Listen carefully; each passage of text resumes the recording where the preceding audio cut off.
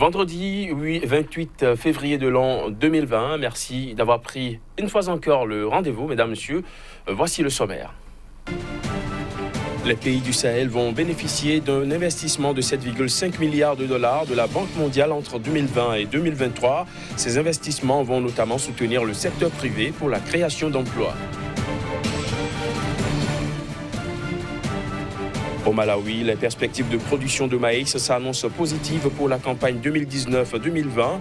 La récolte devrait s'améliorer de 8,8% en 2020 grâce aux pluies abondantes et bien réparties entre novembre et janvier.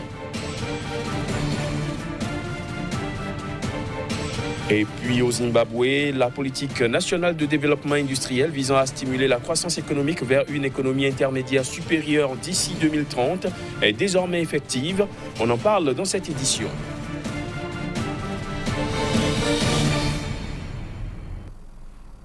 Voilà pour les titres. Bienvenue à tous. La Banque européenne d'investissement veut accroître son engagement en Afrique subsaharienne et en Afrique du Nord en fournissant 4 milliards d'euros pour soutenir l'investissement public et privé dans le secteur agricole sur tout le continent en 2020. Il s'agira notamment d'apporter un soutien accru aux infrastructures qui favorisent la croissance du secteur privé, permettant ainsi la création d'emplois par les petites et les grandes entreprises et de mettre à disposition de nouveaux financements pour les investissements liés au climat et au développement durable. En 2019, la Banque de l'Union européenne a accordé un financement de 3 milliards d'euros en faveur de 58 nouveaux projets situés dans 22 pays africains, dont 1,8 milliard d'euros pour soutenir les investissements du secteur privé. Les pays du Sahel vont bénéficier d'un investissement de 7,5 milliards de dollars de la Banque mondiale entre 2020 et 2023. Une information confirmée par le directeur général des opérations de l'institution. Ces investissements vont principalement appuyer la mise en œuvre de réformes structurelles et soutenir le secteur privé pour la création d'emplois. Les détails. La Banque mondiale va investir 7,5 milliards de dollars dans les pays du Sahel entre 2020 et 2023. Selon le directeur général des opérations de la Banque mondiale, ces investissements visent principalement à appuyer la mise en œuvre de réformes structurelles et à soutenir le secteur privé pour la création d'emplois. Cet appui financier permettra également la réalisation d'infrastructures, le renforcement de l'accès à l'électricité ainsi que la prise en charge des réfugiés. La région du Sahel fait face depuis quelques années à d'importants défis sécuritaires et à l'instabilité causée par la prolifération des groupes armés, essentiellement des extrémistes islamistes. Selon plusieurs experts, l'approche du tout sécuritaire à elle seule ne suffira pas à stabiliser la région. Ceux-ci préconisent concomitamment la mise en place d'un vaste programme de développement qui permettra de transformer positivement les économies, améliorer les conditions de vie des populations et rendre l'espoir aux jeunes. Il faut dire que ces fonds qui seront alloués aux pays du Sahel font partie d'une enveloppe globale de 53 milliards de dollars mobilisée par la Banque mondiale en décembre dernier en faveur des pays africains à faible revenu. Au Malawi, les perspectives de production de maïs s'annoncent positives pour la campagne 2019-2020. La récolte devrait s'améliorer de 8,8% en 2020 grâce aux pluies abondantes et bien réparties entre novembre et janvier, selon les prévisions du ministère malawite de l'Agriculture. Cette situation contraste avec les inondations provoquées l'année dernière par le cyclone Idai qui ont détruit plus de 70 000 hectares de culture de maïs. La production de maïs au Malawi fluctue entre 2,9 et 3,9 millions de tonnes depuis 2008 en fonction des conditions météorologiques plus ou moins favorables. Le maïs, qui représente le pilier du secteur agricole du Malawi, génère 30% du PIB et 75% des recettes d'exportation. Au Zimbabwe, la politique nationale de développement industriel visant à stimuler la croissance économique vers une économie intermédiaire supérieure d'ici 2030 est désormais effective. Une annonce faite par la ministre zimbabwéenne de l'Industrie et du Commerce. Des précisions à travers cet élément. La politique zimbabwéenne de développement industriel qui vise à stimuler La croissance économique vers une économie intermédiaire supérieure d'ici 2030 est désormais effective. Selon la ministre zimbabwéenne de l'Industrie et du Commerce, Sekai Nzanza, qui a fait l'annonce, cette politique vise à tirer parti des avantages comparatifs sectoriels en privilégiant les chaînes de valeur. Ceci à travers notamment l'amélioration de l'environnement, l'exploitation des entreprises, la mobilisation du financement du développement industriel, le soutien au secteur agricole et financier, le renforcement de la recherche et développement, le transfert de compétences et le développement des infrastructures. Pour l'année 2020, le gouvernement du Zimbabwe ambitionne d'augmenter la production nationale. Une augmentation de la production qui devrait être renforcée par des processus d'exportation compétitifs afin de permettre à l'économie de générer des revenus de change adéquats pour répondre à ses besoins intérieurs critiques. Malgré la mise en œuvre de cette politique, le pays reste encore confronté à certaines contraintes qui ralentissent sa croissance économique.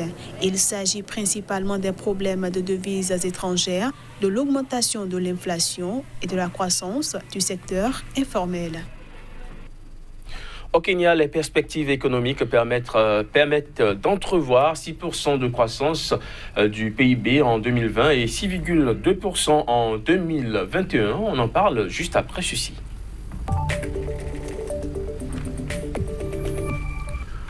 Kazmi Pédior, merci de nous retrouver sur ce plateau du journal de l'économie. Alors, nous sommes aujourd'hui au Kenya, des prévisions de 6% de croissance du PIB en 2020 et 6,2% en 2021. À quoi donc doit-on ces chiffres de croissance du PIB? Merci Crépy. Nous devons cette croissance à la reprise d'un certain nombre de facteurs favorables pour le pays. En effet, selon les statistiques, notamment selon le Fonds monétaire international, nous devons tout ceci à la reprise de la consommation des ménages, à l'investissement du côté de la demande et troisième facteur favorable aux services, à l'évolution des services du côté de l'offre. Voilà donc les trois indicateurs aujourd'hui qui font travailler davantage les Kenyans, sinon qu'en 2018, le pays avait déjà affiché un taux de croissance des meilleurs, 6,5%, ce qui donc était véritablement apprécié par non seulement les partenaires techniques et financiers, mais les analystes qui entrevoyaient un pays mieux gouverné par rapport à l'économie. Au-delà de ça, il faut dire que le Kenya aujourd'hui doit pouvoir travailler pour davantage reprendre un certain nombre de choses, car Dame Nature n'est pas du tout conciliante avec ce pays-là. C'est ce qu'on apprend du Fonds monétaire international. En effet, la sécheresse des années 2018 et 2019 n'ont pas été du tout favorables pour la croissance de ce pays-là. Il faut dire l'agriculture représente 52% quand même du produit intérieur brut, et véritablement lorsque la saison sèche prend pas là, forcément l'économie a d'énormes problèmes. Alors dites-nous, quels sont les secteurs pourvoyeurs de richesse au Kenya? Alors, on note au niveau du secteur tertiaire que véritablement le Kenya peut tirer beaucoup, notamment avec le tourisme. Aujourd'hui, le Kenya peut tirer beaucoup de ce secteur-là. D'ailleurs, le pays en tire énormément. Au-delà du tourisme, le Kenya a un potentiel riche au niveau du transport. Le transport est très bien développé au niveau de ce pays-là. La technologie de l'information et de la communication, c'est aussi un secteur pourvoyeur de PIB au niveau de ce pays-là. Au-delà de ce secteur-là, je veux parler du tertiaire. Nous avons l'industrie qui est bien développée au niveau du Kenya. En effet, selon les statistiques, l'industrie a apporté 9% au produit intérieur brut ces 10 dernières années, c'est-à-dire c'est un pays qui quand même travaille énormément sur son potentiel agricole, c'est-à-dire la transformation des résultats issus de l'agriculture. C'est également un pays qui travaille au niveau du sous-secteur primaire, je veux dire l'agriculture. Donc c'est un pays où les trois secteurs d'activité profitent énormément à l'économie, mais je l'ai dit, depuis 2018, on a connu une certaine recrudescence au niveau de ce pays-là, et ceci est dû à la chute des conditions de la météo n'a pas été favorable, Et aujourd'hui, le Kenya est en train de chercher des voies et moyens pour pouvoir donc remplacer ce que la nature n'aurait pas donné donc à ce secteur-là. Je veux parler de l'agriculture. Alors, quels seront les impacts de cette croissance annoncée, 6% de croissance du PIB en 2020, 6,2% en 2021. Quels seront les impacts de ces chiffres de croissance sur le quotidien des Kenyans? Alors, il faut dire que par le passé, les Kenyans profitaient quand même donc de ces embellies-là. Le Kenya vivait bien, la sécurité alimentaire était quand même rassurée par l'État. Depuis 2018, le pays a commencé par sombrer et aujourd'hui, on parle d'insécurité alimentaire au niveau de ce pays. C'est quand même paradoxal. Il faut dire que les 6%, 6,5% de 2018, 6% en 2020 ou bien les 5,9% en 2019 ne sont pas trop profitables à la population si véritablement le pays ne travaille pas ses relations avec le voisinage pour donc apporter en plus à ce qui manquerait en ce qui concerne donc la sécurité alimentaire.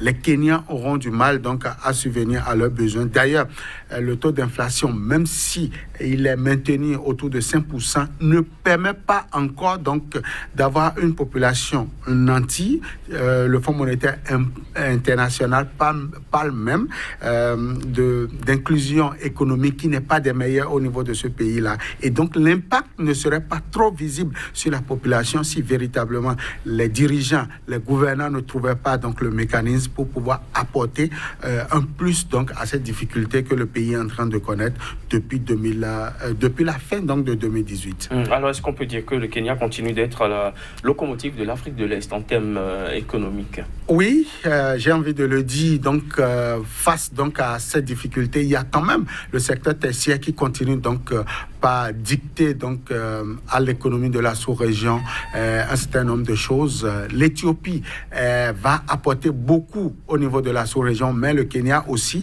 devra travailler davantage pour rassurer les partenaires techniques et financiers en ce qui concerne donc le développement de la région. Merci Kazmi Pedio d'être passé avec toutes ces explications, directeur de publication du quotidien béninois d'information et d'analyse économique, Nouvelle Économie, qui paraît à Cotonou au Bénin. Vous êtes.